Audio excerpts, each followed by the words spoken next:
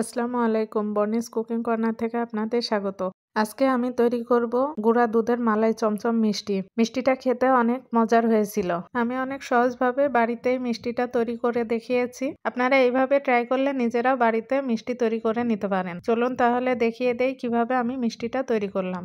আমি এখানে একটা বাটি নিয়ে নিয়েছি। এখন বাটির মধ্যে মেপে 1 কাপ গুঁড়ো দুধ দিয়ে দিব। 1 টেবিল চামচ ঘি দিয়ে দিব। 1 চা চামচ বেকিং পাউডার দিয়ে দিব। এখন সমস্ত উপকরণ হাত দিয়ে ভালোভাবে মিশিয়ে নিব। সমস্ত উপকরণ একসঙ্গে মিশিয়ে নেওয়া হয়ে গেলে 1/3 কাপ ফেটানো ডিম গুঁড়ো দুধের মধ্যে দিয়ে দিব। একটা দুইটা ডিমের হিসাব না করে ডিম গুলিয়ে একেবারে 1/3 কাপ দিয়ে দিলেই মিষ্টির ডোটা পারফেক্ট হবে।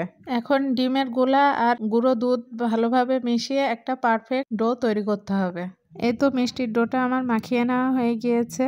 এখন হাতের সঙ্গে একটু আটা আটা মনে হচ্ছে। 2-1 মিনিট রেস্টে রেখে দিলেই ডোটা পারফেক্টভাবে সেট হয়ে যাবে। 3 মিনিট রেস্টে রাখার পরে এখন মিষ্টিগুলো তৈরি করে নিব। মিষ্টির শেপ দেওয়ার জন্য হাতের সঙ্গে অল্প একটু ঘি মাখিয়ে নিব। এখন অল্প একটু ডো হাতের উপরে তুলে নিয়ে চেপে চেপে মিষ্টির একটা শেপ দিয়ে নিব।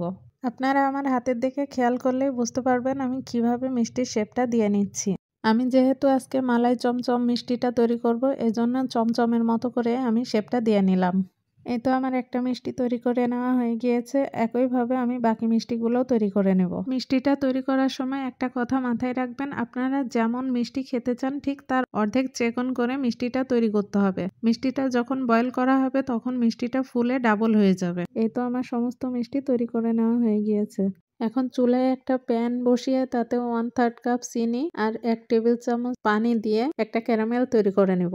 চিনিটাকে কিছুক্ষণ ধরে জাল করে এমন ক্যারামেল তৈরি করে নিয়েছি। এখন ক্যারামেলের মধ্যে 1 কাপ লিকুইড দুধ দিয়ে দিব। দুধটা দিয়ে অনবরত নাড়তে হবে। নেড়ে নেড়ে দুধের সঙ্গে ক্যারামেলটাকে মিশিয়ে নিতে হবে। ক্যারামেলের সঙ্গে দুধ মিশিয়ে নেওয়া হয়ে গিয়েছে। এখন বাকি দুধগুলো দিয়ে দিব। আমি এখানে 2 কাপ দুধ আর 1 কাপ পানি দিয়ে দিব আর 3/4 কাপ চিনি দিয়ে দিব। চিনি দিয়ে ভালো করে মিশিয়ে দুধের যতক্ষণ না বলক উঠে আসে ততক্ষণ পর্যন্ত অপেক্ষা করব।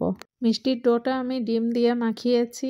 ডিমের যেন একটা বাজে স্মেল না আসে এজন্য 3টা সাদা এলাচ দুধের মধ্যে দিয়ে দিব। এই তো দুধে বলক চলে এসেছে। এখন মিষ্টিগুলো দুধের মধ্যে দিয়ে দিব।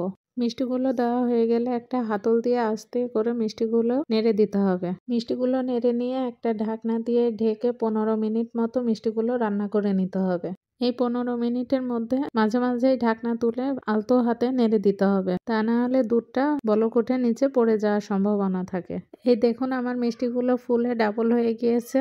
এখন এই মিষ্টির মধ্যে থেকে কিছুটা দুধ আমি একটা বাটিতে তুলে নিব। এখন মিষ্টির মধ্যে থেকে যে দুধটা আমি তুলে রেখেছি সেই দুধের মধ্যে 1/2 কাপ গুঁড়ো দুধ দিয়ে ভালোভাবে মিশিয়ে নিব। দুধের সঙ্গে আমার গুঁড়ো দুধটা মিশিয়ে নেওয়া হয়ে গিয়েছে। এখন যখন দেখব মিষ্টির ঝোলটা একদম কমে এসেছে সেই পর্যায়ে আমি এই গুঁড়ো দুধের মিশ্রণটা মিষ্টির ঝোলের মধ্যে দিয়ে দিব। দিয়ে ভালোভাবে নেড়ে আবারও ঢাকনা দিয়ে ঢেকে 5 মিনিট মতো রান্না করে নিব। 5 মিনিট হয়ে গিয়েছে। এখন ঢাকনা তুলে ভালোভাবে নেড়ে দিব। আমার মিষ্টি তৈরি করা একদম কমপ্লিট হয়ে গিয়েছে। এখন চুলাটা অফ করে ঢাকনা দিয়ে ঢেকে রেখে দিব সারা রাত্রের জন্য।